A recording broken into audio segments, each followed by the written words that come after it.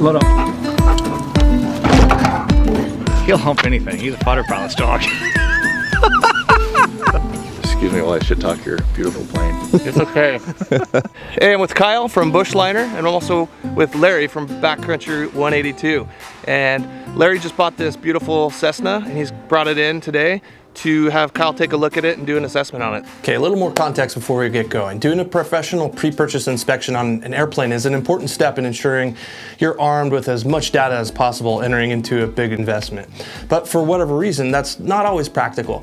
This is a two-part episode where we'll accompany Kyle Fosso, A&P and part owner of Bushliner, through a condition assessment of Larry's new-to-him beautiful rebuilt 1953 Cessna 170B with a STOL kit.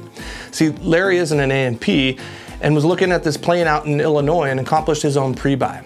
He thought the plane looked great, bought it, and flew it back to Washington. So Kyle will not only assess his 170, he'll also assess Larry's pre-buy. Bushliner isn't the sponsor of this episode, but Kyle was gracious enough to take time to explain to all of you some of the most important things to look for when doing your own assessment. Bushliner is a product line of premier manufactured Cessna tail draggers, so Kyle really knows his stuff. While there's plenty of good Cessna bush plane info here, there's a lot of aircraft agnostic information.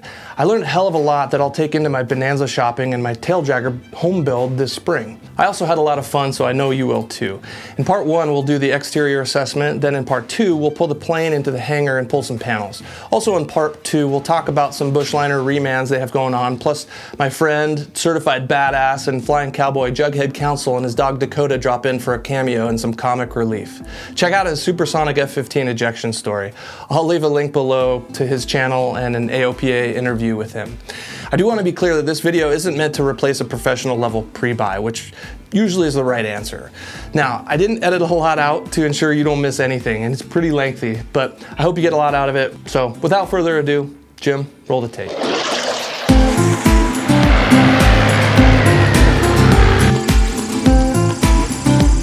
I was able to drop the price substantially to 130. What did he want originally? 159. You gonna change your YouTube name, Backcountry 170? It's going to be Backcountry 182/170. All right. Well, let's. I was just thinking we'd start kind of with a once-over on this. You know, beautiful 170, by the way. It looks phenomenal. I was thinking we'd do a once-over on it. I can take a couple glances, and then we could pull it inside. I'm gonna be as critical as I am. Usually we do pre-purchase inspections. This is kind of a post-purchase review, you know, so we can see how you did. I mean, when I do these inspections, I sometimes come in with, usually there's nothing wrong. Sometimes it's just superficial things that are just interesting, not necessarily unairworthy, and sometimes I've had to tell, you know, potential buyers that I wouldn't even fly the airplane from where it is. Not necessarily that it wasn't a good buy or anything. I just have to say, you know, like, would I myself feel comfortable flying this airplane? Yeah, after doing this for over a decade now, I know kind of some ins and outs of things that typically break. And I did have a guy yell at me because he said, "You know where to look," and somehow that was unfair to him. I still don't get that comment. I know where to look, so yeah, it's like, that's why you hire an experienced person. But, you know, straight off the bat from this angle, the STOL inlets are upside down on the air vents there. That's kind of interesting. Excuse me while I shit talk your beautiful plane. It's okay. But again, that's not like, you know, it just might be that you're not getting all the airflow. But I like to make them actually wide square rectangles. My 182 has that. And that gives me a lot better airflow. And see, if you just did the rectangle thing, that'd be an easy fix. You can make it a little wider, make it rectangular. Yeah. At least what it is the position looks correct for the bottom layer. I never liked that triangle, even when it's right side up. I never liked it. But that's, again, something, if you want to fix it, do it. If not, it's not going to really hurt anybody. That looks fine. That's looking good. And then I'll just make a few recommendations too, kind of as we go. I mean, I would swap these out. I like aero LEDs. I like aero LEDs over Waylands. They actually draw more amps. They are brighter. I'd get the wingtip stiffener. So that's the problem. You start changing things. You're changing your LEDs, and then they don't fit on these tips, and now you need new tips, right? But Steen has a wingtip stiffener for this, so you don't get kind of this bubbling. But it's not bad. I mean, it looks like they did a fine job. I just kind of try to warn people, like, oh, just put a strobe light on, you know. But it turns into not just a strobe light. But I think you were planning on getting tips anyway. You said They're here. Oh, they're here. Okay. So then I just like to look at, you know, flight controls, see if they're cracking on these rivets back here. I mean, this is crossing the line a little bit more into my, you know, in-depth stuff, but the first step I kind of do with a pre-buy is just sort of a pre-flight, you know. Like, there's really no sense tearing into the airplane. Something's up because I just cut myself on that. Oh, it's that. There's no sense really tearing into the airplane to do an in-depth pre-buy if I know I wouldn't fly it. Sometimes it stops there, and that's why we flat rate our pre-buys. You know, somebody's like, you're here for an hour. Yeah, but I'm in Oregon, you know, or something for an hour. This isn't $100 thing. You can have me all day if you want, unless you want it to stop there, right? So, you know, your typical pre-flight's just a really good place to start. I like to take these rod ends here and I like to twist them left and right. Kind of check the nut on the back, see if it's there. And then I hold the aileron up with my left hand and I try to jiggle this rod, because sometimes they'll have too big of a, that's a number 10 fastener in there. Sometimes they'll have like a 1/4 inch Aurora bearing in this, and the airplane will fly fine, but it'll have a bit of hesitation as that spacing catches up. And so I've seen that before, and that's, you know, again, it's not really a big deal. And then Larry, this airplane had been, you know, what they call rebuilt, which is just an extensive restoration. So I'm kind of gonna be extra critical of what I find here. I see we got a cotter pin through that one on the hinge. I can't tell if there's one in this one. Oh, there is. Okay. So the cotter pins for hinge retention are important. I had a pre-buy on one, and this is in Florida, and he picked me up from the airport in it, and when we got back to his home base airport for me to do the pre-buy in the airplane we just flew, 2 of the hinge pins were out, like, what's this, an 8-inch hinge pin? They were like 4 inches out. So the aileron was about to just pop off and swing on the 3rd hinge. It was just like, dude. So I should have done this step before I got in the thing to fly from where, I don't even know, Tampa to somewhere else, and that was a 172. Anyway, that was, you know, kind of unnerving. I mean, this is a good thing it's a 170. So, and I'm purposefully kind of I try not to get distracted by the interior too much, because that's more like creature comforts and everything. I like to feel these on the way down, you know, how much slop is there in this. If there's too much slop, it's not a big deal, but I'll show you something in a minute. Sometimes you can push this lever and the flaps will just come down or up, and that just means it's rounded out. But that's a pretty simple fix. So when was this restored? It was restored 2011 and it has 240 hours. Okay. So to me it looks like they took the old bearings and they put them back in these flaps. And there's an upgrade kit for these, and I'll show you inside, but the old bearings were wider, and they just hit the flap and they start to actually chew away at the flap arm here, and eventually it'll bore a hole and leave, right? There's service bulletin on it, and there's a new kit that McFarlane sells, and it's like $500. But this seems like it's hard to tell what they did here. They might have replaced just the one, because there's a few kits you can get, and one of them is just the bare bones, which is this inner bearing, which is the one that's really the problem. And so it looks like they complied with that, although they don't look new, you know. So but at least I can't open your flaps up and see that you're wearing, because a lot of times I can just pull this down and see we got wear circles, and if they're too deep, then you get a new, just replace this simply, which is destroy the flap and replace that and then fill the flap again. That's how you fix that. This is a add-on. Is this locked? No. One of the things I don't like about this particular style of baggage door, and I'll show you a better one inside, is that you can't actually tell if this is locked or not.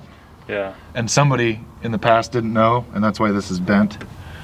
Is because all there's in there is a little cam and spring, and this is about where it locks. So if you can't push it beyond that, it locks, but if you try to push it harder, you'll bend it. And so that's why I had to ask, is it locked or not?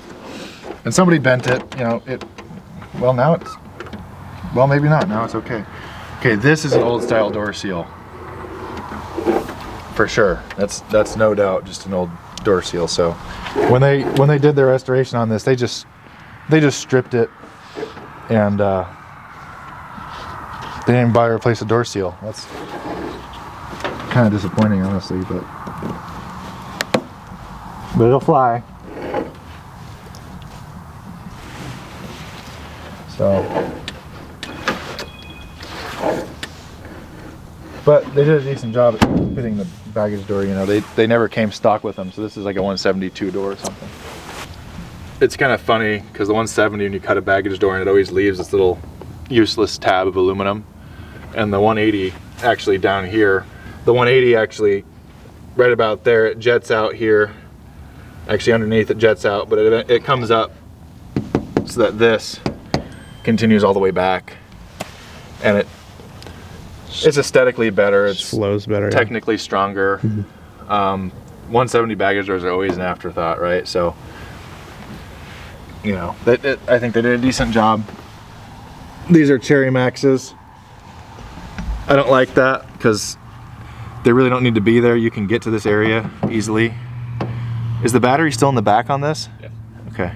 So this is a battery drain. The battery is relocated at one point. What is this?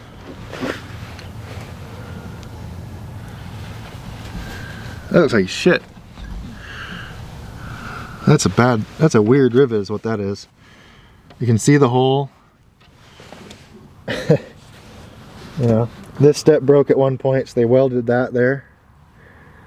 That gusset, which makes it stronger. These steps leave a lot to be desired. This rivet's smoking here. So here's a smoking rivet.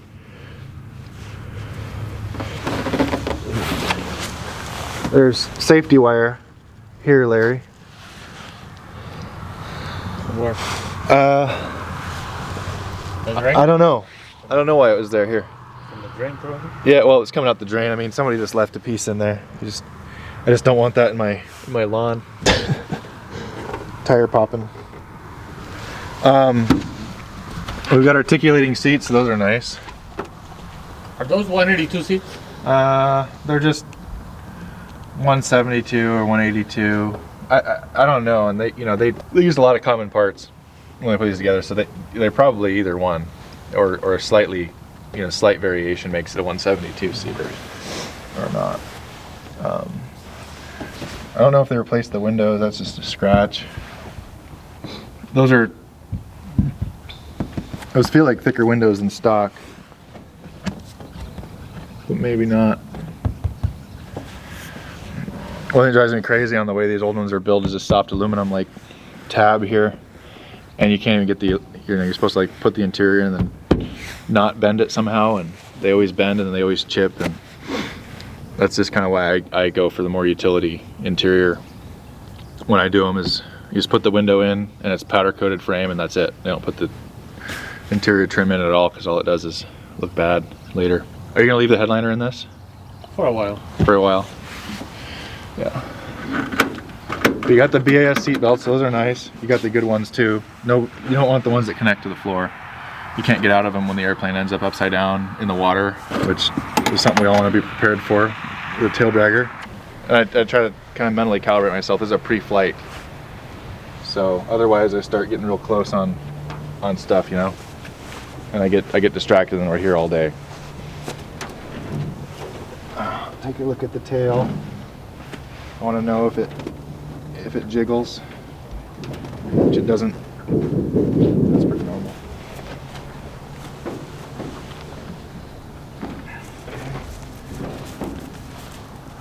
There's a patch in this elevator on the bottom. That's not a problem.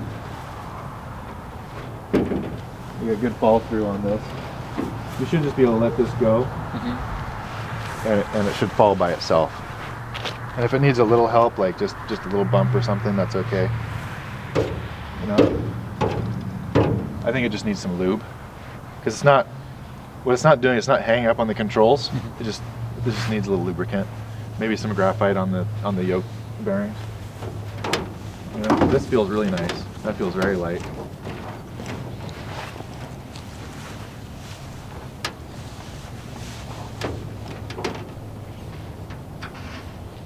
So I've seen these before in the rudder, where people think that this is the bolt's gonna move, and so they like don't tighten it all the way, but it's not supposed to move. So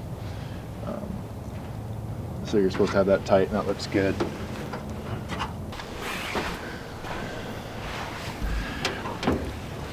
The wire for this taillight is chafing a little on that bolt. It's just riding on it. Eventually, you know, between now and the next 100 years, it'll chafe it. But if you upgrade this to like an aero LED, you're gonna end up with 3 or 4 wire shielded. So that's when you'll address that. It's not a biggie again. So we've got good engagement on our elevator bolts. And then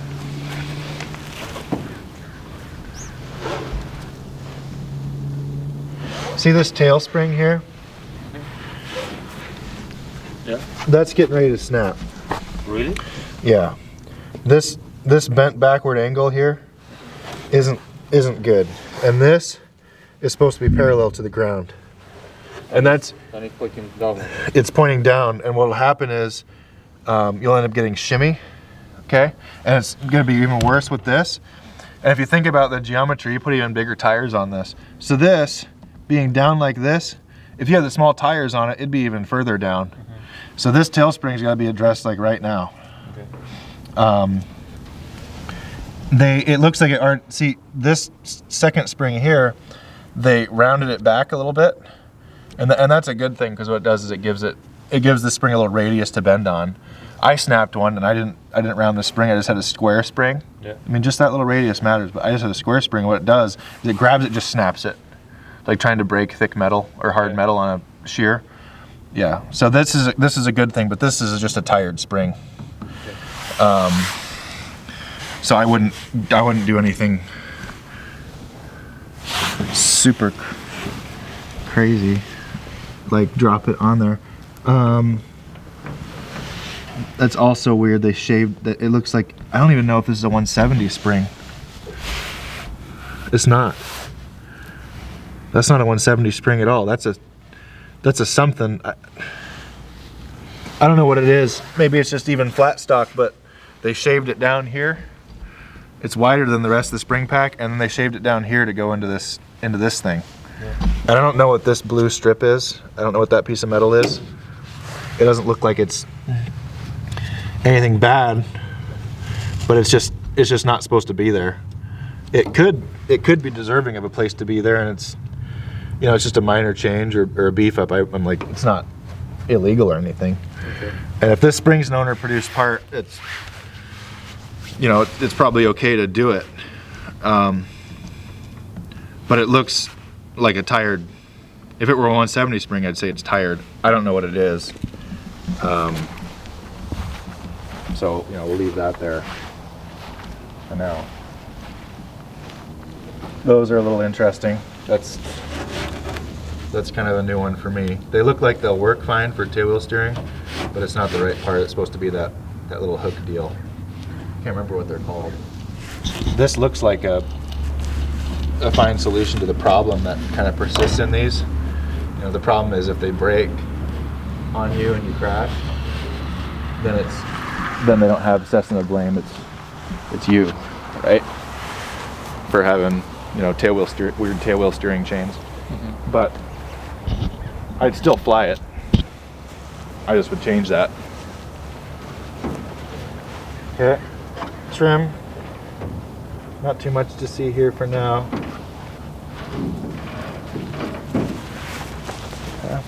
Oops, falling over. This elevator does not have a patch on it.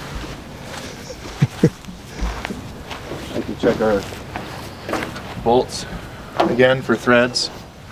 See a lot of these that don't have any threads in them because people think they move because they're on a, you know, they're on a bearing, and there's a bushing in there on the bearing, and people don't tighten the freaking bolts down, and then guess what? They loosen up. Stuff falls off. Trim's another one. It's good. Okay. And sometimes you just do a sanity check even, and just, you know, just push on that, make sure it's not being, you know, wiggly. And it's an aluminum airplane, right? So heat expansion has a little bit to do with things like oil canning and stuff. Like this side's colder than this side right now. And you can actually tell, you can feel it where it's, the metal's expanding on the sunny side. But you know, if you push this and you're actually getting movement, not just a little oil canning, because that's thousands of movement for oil canning, but real movement, that's a bad thing. But this seems, from a pre-fight standpoint, this seems okay for now. There's a patch there, that's fine. There's an old, you know, VOR antenna there. So oil canning is just difference in. Well, it can be difference in temp. I mean, it can be where a skin was too big. Okay. But like, you know, this kind of thing, this is fine. It's a 170. They're built light. You know, there's only a single brake on this instead of a double box brake like a 180 has. So this is kind of to be expected. You know, this side, it's just interesting because this side's the cold side, so it should be tighter. Until that airplane's actually kind of all the same temperature, that you can't judge it. You can't judge it too hard, especially being that you push it out in the dark, and then now we're just now getting any warmth from the sun. So I'm not like, there's even if this was the way the airplane is, it's not anything to like worry about. It's an aluminum airplane. It's basically fabric until you put it under load. So, but you do want to just kind of check things. You know, if there's rivets or smoking and stuff, then you got a sign that the things aren't going well. Left and right feels good. Forward and aft feels good. You're wearing a little here. It looks like they put these are little nylon wear plugs. So they've already got 2 of them in there. The newer Cessnas have them all the way down. You could use 2 more. I got them in stock too. You can borrow a drill, but it's you know, these are just barely thicker than these rivets for that purpose. So they're sacrificial. What are they for? These wear on the bottom of this, so that the rivets aren't wearing on the bottom of this. All right. Because these are structural. This is just nylon plug. Yeah. You drill a hole, put it in, and that's all there is to I that. should put a couple on that mark there. Yeah, I mean, I have them on the 170. I just drilled them up every, you know. That's a weird spacing there. That's, you know, it should be there and kind of there and then there. But I mean, you know, you just put a couple in where you need them. There's a patch in this flap. You know, so this is kind of where, this is kind of one of those situations where I'm starting to suspect, you know, somebody says they rebuilt it, and then since rebuilt isn't actually a term with the definition, you know, in the FAA for like any sort of maintenance, it's okay, you rebuilt it, but like how far did you go? And so what I think is this is kind of a case where they took everything apart and then painted it all separate, and then spent a lot of time on the fuselage, and they just put all the wings and flight controls back on. There's a patch in the elevator. There's a patch here. You know, there's a smoking rivet here. It doesn't have that trailing edge bulb that I like. You're gonna want when you drag this thing in, especially with the big engine. You can drag this thing behind the power curve. So what's the 3 minutes? You're gonna have 3 rivets, 1, 2, 3. Yeah. And then the trailing edge bulb, it's like a razor edge now. It used to be a bulb, look at the hole in it, but now it's a little razor edge from McFarlane, and it goes across this. And when you See, these skins are coming together at an angle, Yeah. and then you rivet them and they're smushing it. And that other bulb is a wedge shape inside, so they come together and there's a little trailing edge. Not bulb anymore. Is it rubber? No, it's aluminum. So you rivet through it and it just stiffens. I mean, like that flex that I can do right here, you can't do that. It's strong as steel, or as strong as you can get. It creates a box out of this flap instead of just squishing two skins together. You have it in any of the planes there? Yeah, it's probably on that one. So I take a look. I could show you. And I got it on mine. So, you know, that's where I think that, yeah, see, they didn't do the flight controls in 2011. They just completely refurbished it, which is fair and fine. It just gives you, you know, a new airplane impression, and then you have old airplane maintenance still, kind of. So again, with the ailerons, check them out. Feels good. Cotter pins, nuts with threads in them, 2 cotter pins. A lot of times they'll hit the tips on these, but this is looking good. See this happen a lot. Okay, wingtip. Again with the old strobes, but that's not a problem. Cessna was pretty lazy with these skin laps when they built these. You know, if we were doing it, we wouldn't get away with edge distance like that. The rivet, you know, 1.5 of the diameter of the rivet. So if that's it's not an 1/8 inch, but easy numbers. If it was an 1/8 inch, you'd want 3/16 edge distance between the hole and the edge. This is more like A/16. I mean, that one might be barely passable. That one's not passable. You shouldn't have you shouldn't be able to feel the head of the rivet and the seam on the same line. And then they, you know, this one was built too short, and they just didn't trim this leading edge at all, you know, and left it there. So I know that, you know, one kind of clue is, you know, that no owner who's proud of their stuff or mechanic is lazy enough to leave a skin lap like that. That means it's factory. So these are factory wings almost for sure. Like basically Cessna's the laziest you're gonna get. So yeah, but it looks like they did a decent job putting on the STOL kit.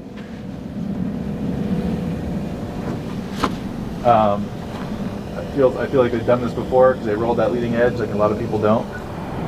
You know, they might have been the first one they did because they didn't lap these perfectly, but I'm pretty critical on the STOL kit thing. I mean, you know, it's not a big deal. You gonna get rid of these? I like those door stewards. There's nothing wrong with them except for that you're gonna, you know, keep opening this hole up in your door, and eventually they just don't work.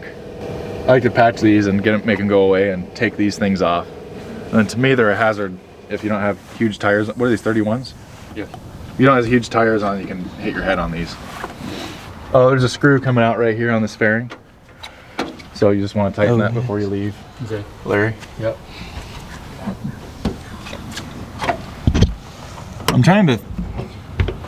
wondering what's going on with this door and why it's not.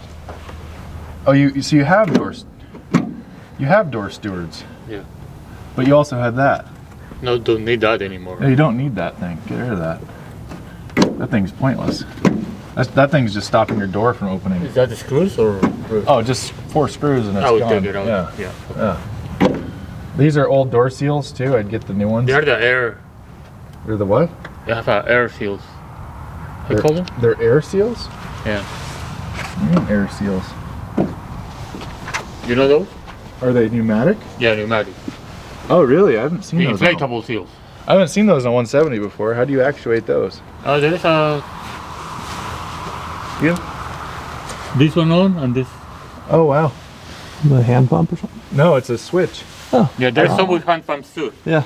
I've heard of them. I've just never seen them on a 170. They work for 15 minutes. then deflate. So I guess they have a hole or something. Okay, so you might actually, yeah, you might just want to do the regular, you know, because we've got better material now in 2020 in this decade. That's nice. They put a screw in there. These rivets always get loose. I have to just put a screw in it usually. There's just really not a good fix for this, and even 120 mile an hour, I wouldn't open this window at all, really, you know, in flight, and more than you have to. Those rivets wear out, and then things flying around, so. One of my most critical points is these door sills. A lot of times they're banged up. These look pretty good here until back here it looks like there's some like Bondo or something on it. Like that doesn't look like a natural shape to me. It actually looks like there's a lot of Bondo on it right there around that radius. It looks like somebody kind of reshaped it starting here, ending kind of there. But otherwise, you know, I see a lot worse on this kind of stuff. One of the biggest things I don't like is these solid brake lines, and the silly ways people try to retain them to the airframe. Yeah. And you know, you're flexing this gear leg up here, and you can actually see how much it's flexing with this paint failure here. Yeah. And this is a hard point on this brake line. Yeah. I don't know why they did that or why anybody would still continue to do it, because they had a brake line made for the bottom. So I always just have this brake line.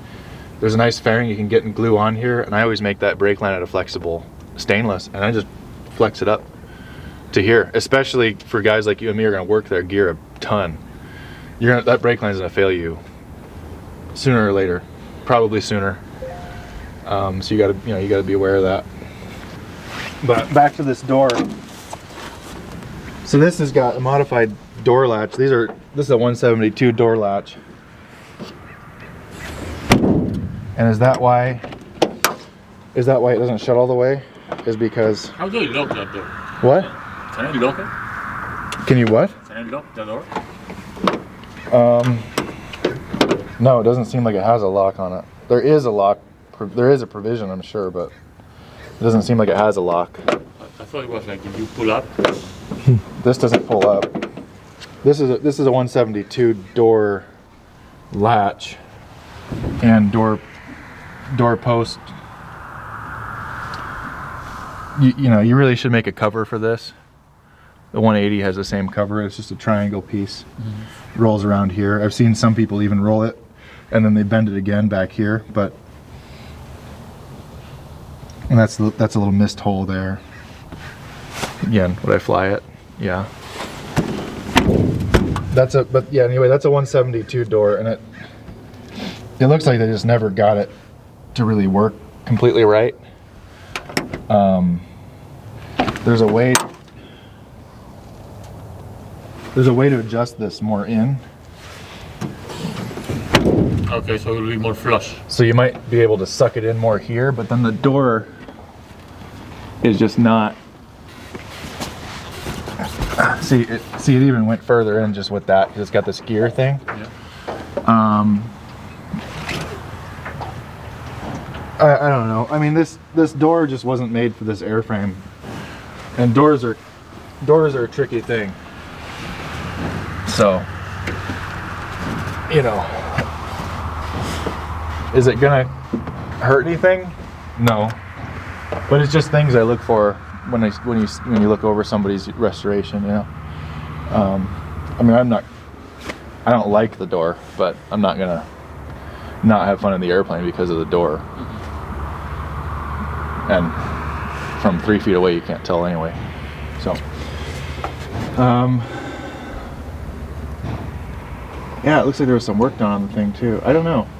Maybe this was the door and they put the newer thing in. I just really can't speculate about it. I have to look at the logs and see if they even bothered to log it. So I told you about the brake line thing. There's a few smoking rivets in this cowling. Actually, those are really smoking. I can feel them. What's a smoking rivet? Smoking rivet is where the rivet is working in the hole a little bit, and then water comes in, and the little aluminum dust creates this Newton out paste that's just sliding back. You can see that, and that's what we just call smoking. It's smoking. The powder is just mixing with water and creating a slurry. Gotcha. And almost actually cutting fluid makes it worse.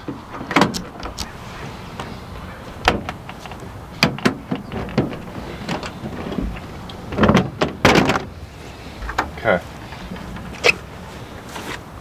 What is this engine? Oh, 316. So Titan? Cylinders of Titan. Okay. Nice baffles, for sure. And you getting good cabin heat and cabin air out of it? I mean, the engine looks clean. The engine looks real clean. What conversion is this? Huh? What engine conversion is it? Okay. Or Oh yeah, that's right. No, it does have one. It should have one. yeah, fuel pump. Yeah, yeah. No, just for the, yeah, for the Lycomings. Go. I'm not gonna hyper focus on this engine a lot because all we can really do is look at the cleanliness of it and take, you know, you typically take an oil analysis, and that'll tell you pretty much everything you need to know. Sometimes even compressions are, you should still take them, but they don't give you the whole story. So oil analysis will. How many hours are on this engine? Right now it's 270. Okay. I don't like having a brand new engine, you know, on something, especially if it wasn't done by a shop. I know, you know, 270 hours. You do an oil analysis, then you're gonna know, you know, this engine's well past the break-in period. You're gonna really know what you have. But if you bought this thing and had 5 hours on it, you know, a 2-year-old could put an engine together and run for 2 hours. So, you know, you won't really know a lot. Plus, even in a new engine break-in, there's going to be some metal and manufacturing oil and all this stuff that's just going to throw your tests off. So, you know, you get a Penyan or Lycon or some other reputable engine overhaul shop, I'd say that's fine. But sometimes you get these backyard mechanics, like, oh, you brand new engine overhaul, and people are like, sweet, sold, and then it's a piece of junk. What is there a magical number of hours? Is it 200 or? Just past 50 at least, I'd say. You know, I mean, break the thing in. That's 50's pushing lower limit. I mean, I like to see 100. You know, that should give you, and they should have, you know, a few oil changes in there. So really, you know, let the engine be consistent. 270 is, 100's really low, and then 270 is well within decent, you know. Yes. And between there is somewhere okay. You just want to see, you know, a proven engine, especially if it's a, you know, not a engine overhaul shop job. Okay, yeah, okay. What's wrong? Just the outline? The STOL kit Oh, I see. Yeah. STOL kit. is a little big, the holder. Like right there. Okay. And then I like to upgrade to the stainless steel tie-down rings here. Have you seen them? No. We'll take a look at mine. How come? They're bigger, better. They're chrome. They're cool. You know, mainly they're chrome. Really is they're chrome, and they got a nylon bearing here, and they got a really thick base. And they're not just a nut or not just a bolt with a ring welded to it. They're a real piece of stainless. I mean, yeah, actually, yeah, this would shear before the strut does. But I mean, if you're shearing this, you're probably damaging the airplane anyway. So it's not necessary. It's just a consideration. I'm okay with the outside, you know, of the airplane. As far as like me flying it, those are wheel pant nuts. I already bought the other Yeah, one. I don't like the way it looks. No, it's silly. Yeah. So The little strut thing hanging out, or axle? the axle Not thing, it's huge. it's huge. It's for wheel pants. It doesn't Gotcha. need to be there. No. If it doesn't need to be there, then it shouldn't be there. Yeah. Let's see. So why don't you go around the other side?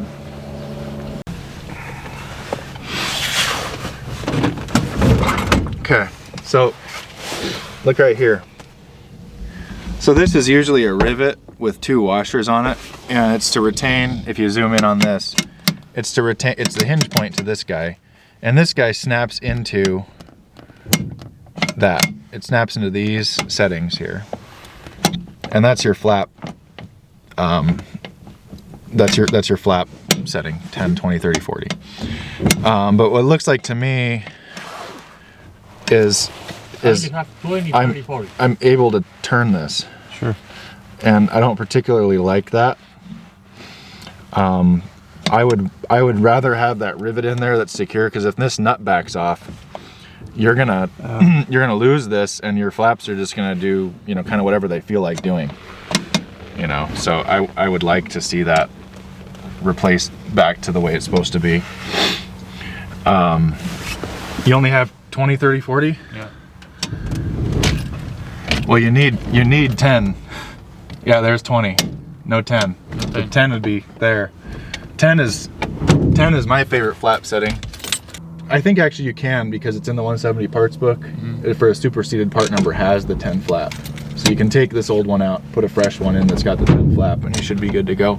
That's up to the installing party though. It depends on how critical they want to be. 53 didn't have 10 flap, 55 did. It's the same airplane, same engine, same type certificate. I would say it's fine. But you know, that's up to the IA who signs it off, if it's not me. So this seems a little wiggly. We'll take a look at that when we get her inside. Some of the plastic yokes had, I don't think the style of them did, but I know the 182 had a plastic yoke and it'd snap off on you. And yeah, there's an AD on it. Yeah. The controls feel really nice though on this. Very, very light. So I think they did a good job on this too with this panel. I mean, we can actually have this made, Larry, as a lighted overlay for this, if you want. What is a lighted overlay? It's like the words, but they light up. Oh, with lights? Yeah, we can, fiber optic. Or we can get a label made. I mean, what I think they did is a good job on this placement, because a lot of times the original 170, this was a mess. I mean, the throttle was like here and the mixture was on top of it. And then a lot of times they just stab in the prop control kind of wherever it'll fit. This seems to make sense to me a lot. You know, we're not hitting, I've seen this where it's hitting if the mixture's out, but they're like, oh, if you're flying, the mixture's gonna be in. It's like, well, yeah, but no, you know, engine out stuff, fires, I mean, it's gonna be out, you know, and you gotta be able to land the plane, nose forward, right? So I do like what they did here, it looks good. These are the old type of circuit breakers. I don't know why they'd restore the whole airplane and not replace the circuit breakers. Those look old to me. But I mean, otherwise it looks like they put some effort into this.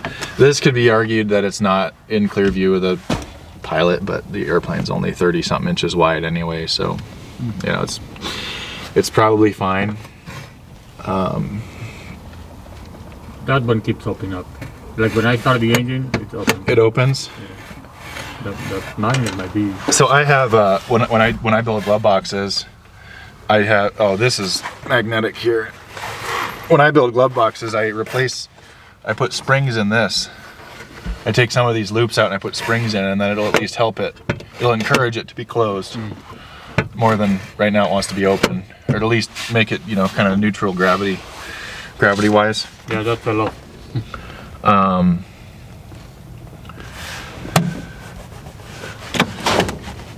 These old heat boxes were always kind of a joke, because you're supposed to kick it to aim the air at you. And then these, I'm surprised that these are actually in okay shape, because usually they just bend in half right away and they're stuck like that forever.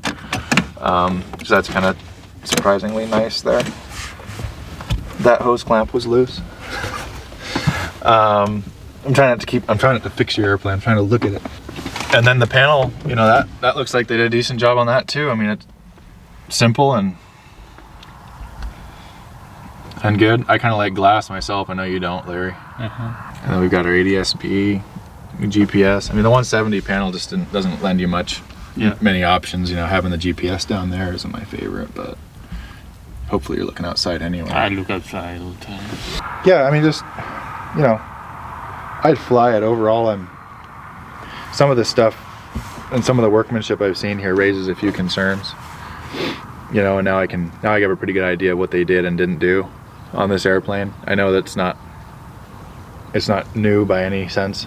I think they focused a lot on the fuselage. The paint looks pretty good, but I'm you know, there's just some things that, you know, there's just a few things that jump out at me that I just find peculiar or odd. Some missing screw or two, one up here and then two over there. Yeah, missing screws aren't,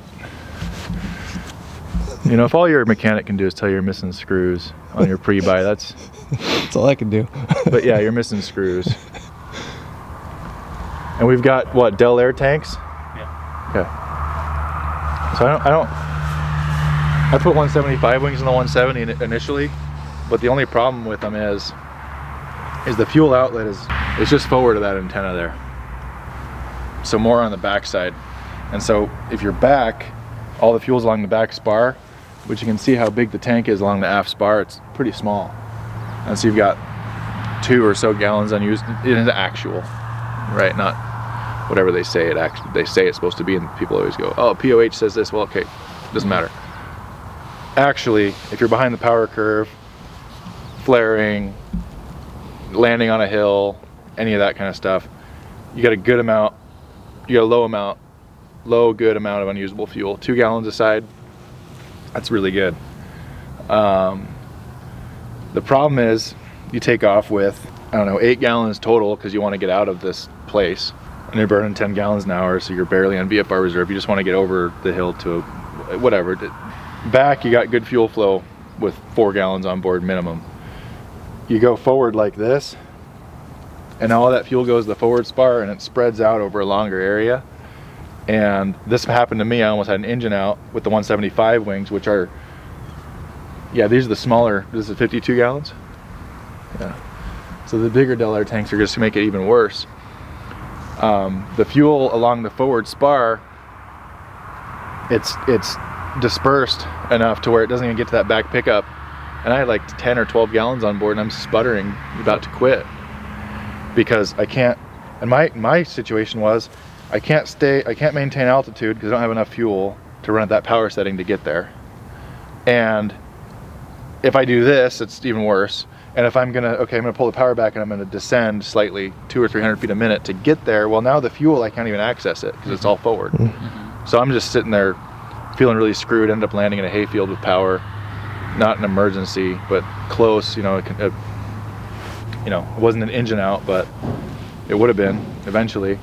So I took them out, and I put in wet wings that have dual fuel pickups and all this stuff. My whole point of saying that is be careful with that, because the unusable fuel in different attitudes is different. And I've got some flack for that, and I expect some after the video. Well, the placard there is 51 usable, so it's 5 unusable. So it's a 56 total? Yeah. Yeah, so I wouldn't trust that. It's at least 10 in a forward attitude, which hopefully you don't just have 10 gallons on board, right? But it's not, at a downward attitude coming in to a bar or something, you gotta know that. And my biggest, I think, my concern with them is you got 43 total, 37 usable in the stock 170, and now you've got 56 total, and then 46 usable. You've only gained like 6 or so 8 gallons of usable fuel when you do this, and you feel like you gain from 37. People like to go, oh, I gained 37 to 56. Well, 37 to 56 is a lot, but when you actually narrow it down by, you can actually use most of that 43, and you really can't use much of that, all of that 51 total. It's more like 48 or 41 to 48. It's some, it might be worth it. It's like an hour of extra confident fuel. But you got to know that drawback. So I told somebody the other day, put in a forward fuel outlet. It's welded in, get approval on it. Oh, beautiful. Jughead just showing up.